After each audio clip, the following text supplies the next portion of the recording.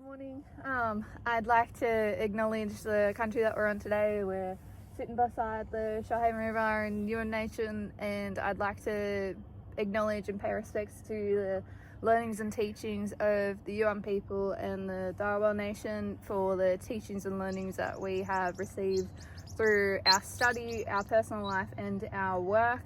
We're here today to have a yarn about our education journey through EDAE301 and talk about our fears and our goals moving forward and what our final step through this learning is. Yeah, that's very nice. So I'm Ava and I'm also doing Aboriginal education, and in particular for my PE health teachings. So yeah, excited to talk about it today. Yeah, so do you want to talk about, I'm Holly, do you want to talk about our fears? Yes, I think after taking this course, we've been exposed to so many simple ways to incorporate Aboriginal pedagogies and teachings into our classroom. But coming from it before, we weren't really experiencing any Aboriginal education and how that could look like in a classroom, which I thought was a big thing. Yeah. To try and, but it's nice that we've been shown, but it's something that we would have never known if we haven't had this subject.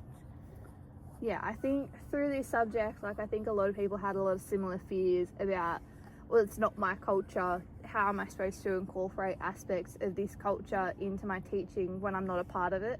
And I think it's important to recognize those fears so that you can actively overcome them in a meaningful and respectful way. It's the same as because through this subject, we understand the disvalue that tokenistic practices of Aboriginal culture in the education system do harm to that culture. So I think that was another big fear that a lot of people had, that I also had.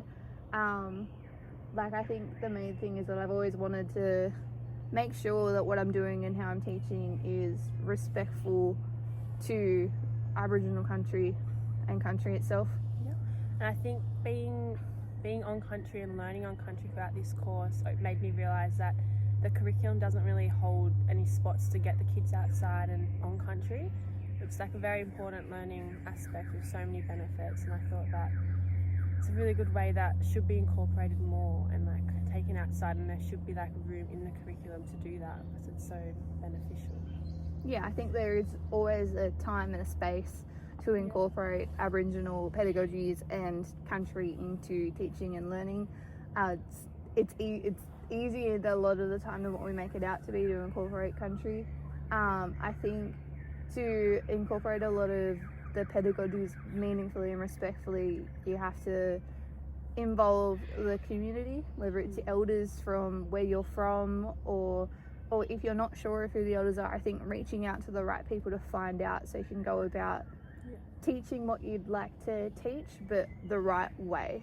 Yeah, and I think that flows onto making sure that we have room to incorporate that into our teachings, and not being afraid to teach Aboriginal education and making a mistake, because I think that might be a big area that teachers kind of don't step into because they're too scared, oh no, it might be wrong. But I think it's better to try, and after taking this, it really is, than to just do nothing at all. Yeah, I think we're both different KLAs. I'm science and you're PE. We've both now have a better understanding of how to incorporate some of these things into our actual practice. For science, it's I feel a lot of teachers have a fear of they're not going to be able to incorporate it because it's oh no, but that's, how am I supposed to translate that across? Particularly for PE and stuff. For science, I think you can really easily show how communities in country interact, and that can be a ecological context for which you're teaching, which is really good to give country a place in that. Yeah, no, definitely. I think, and PE can, such a broad subject, but it can fit so many aspects of Aboriginal culture into it. Even we have such a big focus on health and mindfulness, and we're always stuck in a classroom. So just taking on board Aboriginal culture, stepping outside, and that is such a benefit that I think will be very important. I don't think it's used enough at the moment in PE curriculums. Yeah, like there's a lot of pedagogies that translate as a holistic level and not necessarily like a content level. Yeah. But I think that's the important thing about a lot of these pedagogies is that they do translate at that holistic level, and you can apply them across whatever you're teaching. Like you've got like Yankee Porter's 8 ways of learning.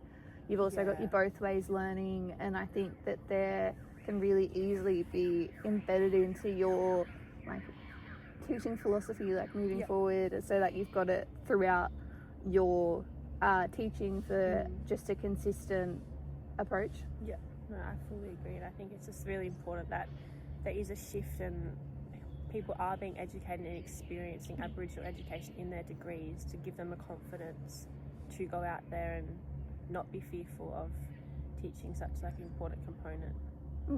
Yeah, cool.